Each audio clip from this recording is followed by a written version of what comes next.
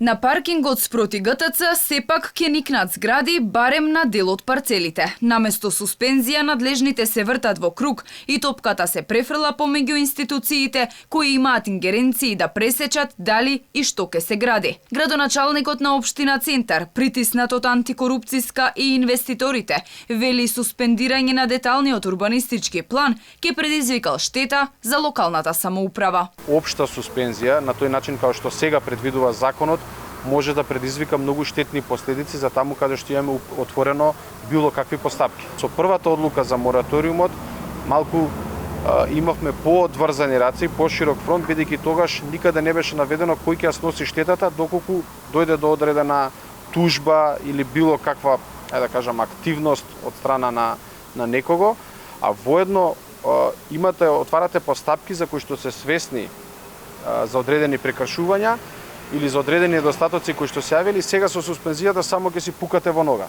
Комисијата за спречување корупција веќе има отворено предмет за спорниот план за градење. Откако поднесоа иницијатива за гонење на поранешните градоначалници Владимир Тодоровик и Андреј Жерновски, на потек е актуелниот, доколку Комисијата за урбанизам не подготви елаборат за суспензија. Од друга страна, и инвеститорите се закануваа дека ќе покренат судска постапка, доколку им се забрани да градат на парцелите во центарот на Скопје, оти Уставниот суд го укина мораториумот.